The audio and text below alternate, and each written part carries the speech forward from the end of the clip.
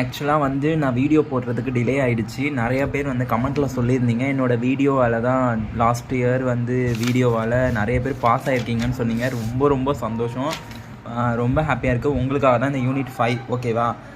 டிஎஸ்எஸில் unit 1 and 3 already நான் போட்டுட்டேன்.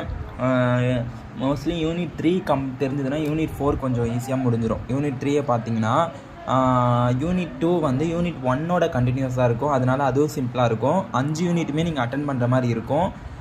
ஒரு யூனிட்டுக்கு 2 சம்மு. இந்த 5th யூனிட்டுக்கு ஒரே ஒரு சம் தான். 3rd யூனிட்டுக்கு ஒரு சம்மு, 4th யூனிட்டுக்கு ஒரு சம் பார்த்தா போதும். பட் அதில் 2 சம் நான் காட்டுறேன்.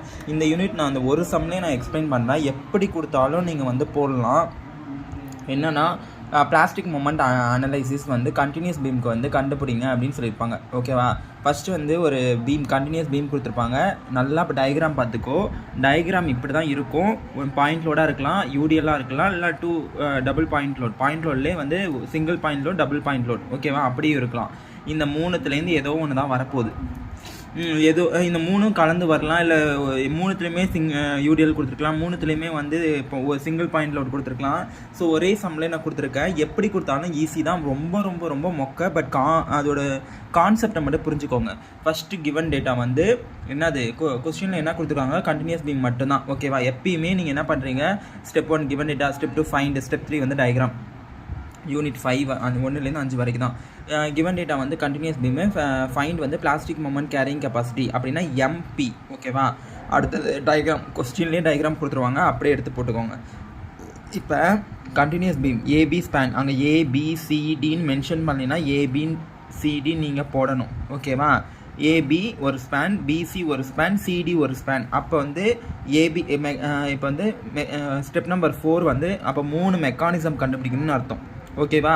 நல்லா பார்த்துக்கோ. Span AB, span BC, span CD, 3 mechanism கண்டுபிடிக்கணும். பட் டபுள் பாயிண்ட் லோடாக இருந்ததுன்னா அந்த இடத்துல மட்டும் 2 மெக்கானிசம் கண்டுபிடிக்கணும்.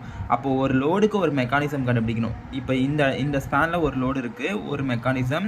இந்த ஸ்பேனில் 2 லோடு இருக்குது, அப்போ இதுக்கு ஒரு மெக்கானிசம், இதுக்கு ஒரு மெக்கானிசம். இந்த ஸ்பேனில் ஒரு லோடு தான் இருக்குது, அப்போ இதுக்கு ஒரு மெக்கானிசம். மொத்தம் 4 மெக்கானிசம் கண்டுபிடிக்கணும் இந்த சம்மில்.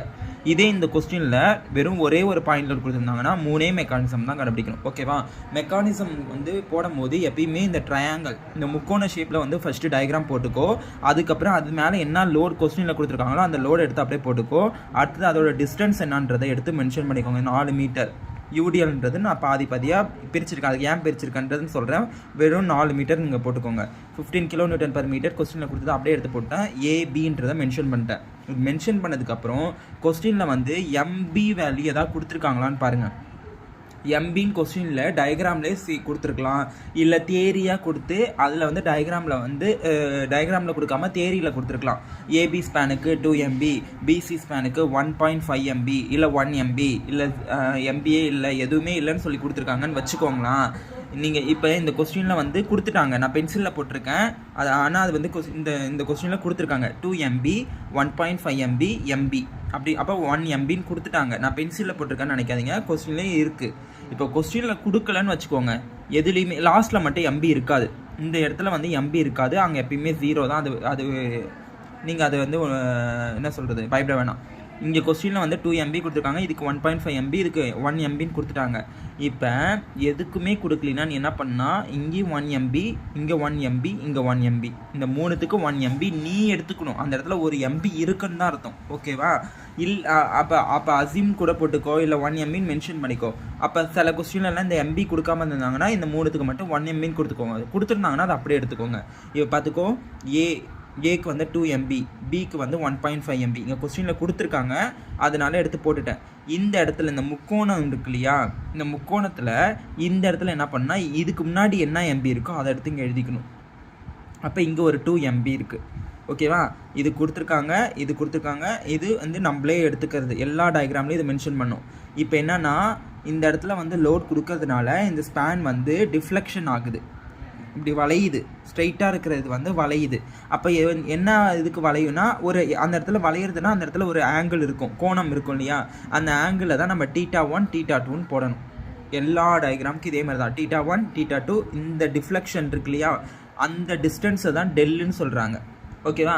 இந்த 3த்தையும் போட்டுட்டிங்கன்னா இப்போ இந்த இடத்துல என்ன எழுதணும்னா இந்த θ1 + θ2 இங்கே எழுதிக்கிறோம், அவ்வளோதான். அப்போ இந்த இடத்துல வந்து என்ன பண்ணுற, இங்கே வந்து 2 MP இருக்கும், அது பக்கத்தில் ஒரு θ1 இருக்குது.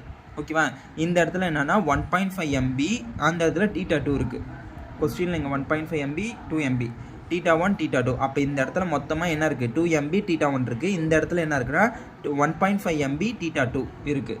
இந்த இடத்துல என்ன பண்ணுன்னா இதுக்கு முன்னாடி இருக்கிற 2 MB அப்படியே வந்துடும், இங்கே இருக்கிற θ1 ப்ளஸ் இந்த θ2. அப்போ இந்த இடத்துல என்ன இருக்குன்னா 2 MB இன்ட்டு θ1 ப்ளஸ் θ2 இருக்குது.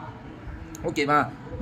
இப்போ இந்த இடத்துல வந்து UDL இருக்கிறதுனால, சமமாக லோடு இருக்கிறதுனால அதோட டிஃப்ளெக்ஷன் வந்து சென்டரில் அக்கர் ஆகும். அதோட வளைவு வந்து சென்டரில் இருக்கும். அதனால தான் இந்த 4 மீட்டரை வந்து ஈக்குவலாக இந்த சைட் 2 மீட்டர், இந்த சைட் 2 மீட்டர்னு பிரிச்சுட்டேன். இப்போ என்ன பண்ணுறேன்னா இந்த θ1 θ2 கண்டுபிடிக்கணும், அப்புறம் டெல் கண்டுபிடிக்கணும். இது 3 தான் கான்செப்ட். θ1ன்றது இந்த இடத்துல வந்து மிட்டில் லோடு ஆக்ட் ஆகுதுனால θ1ம் θ2ம் சமமாக இருக்கும். ஓகேவா? ஒரு ஸ்பேனோட UDLும் சென்டர் பாயிண்ட்லோட வந்ததுன்னா அந்த இடத்துல வந்து θ1 θ2 சேமாக இருக்கும். ஓகேவா? அப்போ வந்து இந்த இடத்துல சேமாக இருக்கிறதுனால θ1 = θ2 முடிஞ்சு போச்சு. அதை தான் இங்கே எழுதியிருக்கேன். θ1 இங்கே பாரு, எதிர்பக்கம் இந்த இதெல்லாம் நீங்கள் படிச்சிருப்பீங்க, எதிர்பக்கம் போய் கர்ணம், எதிர்பக்கம் போய் அடுத்துள்ள பக்கம், அந்த மாதிரிலாம் படிச்சிருப்பீங்க இல்லையா? ஓகேவா?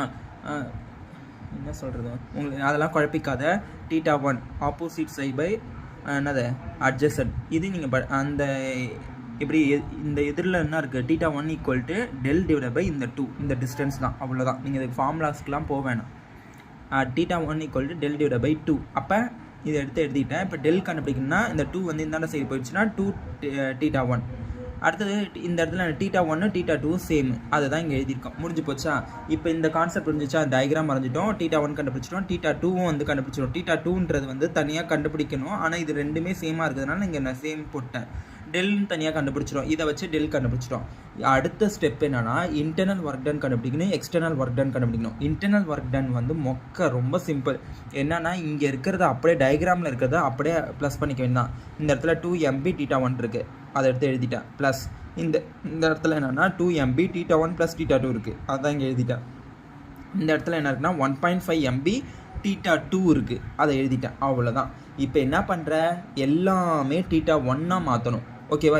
இந்த இன்டர்னல் ஒர்க் டனில் இருக்கிறது எல்லாமே θ1 மாற்றணும். இதை அப்படியே எழுதிக்கிட்டேன், இதை அப்படியே எழுதிட்டேன். இந்த θ2க்கு பதிலாக θ1 மாற்றணும். அப்போ என்ன மாற்றணும், இதே இருக்கு இல்லையா, θ2க்கு வந்து = θ1, ரெண்டு சமம் தானே. அப்போ θ1 எடுத்துகிட்டு இங்கே எழுதிக்க போகிறேன். θ2க்கு பதிலாக சப்ஸ்டியூட் பண்ணுறேன், அதோட ஆன்சர் தான் θ1 எடுத்து போட்டுட்டேன். இங்கே θ2க்கு பதிலாக இதோட ஆன்சர் என்னது, θ1 எடுத்து எழுதிட்டேன். இப்போ இது எல்லாத்தையும் ஆட் பண்ண இந்த ஆன்சர் வந்துடுமா? ஓகேவா? இன்டர்னல் ஒர்க் டன் கண்டுபிடிச்சிடும். எக்ஸ்டர்னல் ஒர்க் டன்றது என்னதுன்னா, நல்லா பார்த்துக்கோ, UDLனா ஆஃப் இன்ட்டு BH ஞாபகம் வச்சுக்கோ. ஒரு ஏரியா, முக்கோணத்தோட ஏரியா இருக்குல்லையா, அதை ஞாபகம் வச்சுக்கோ.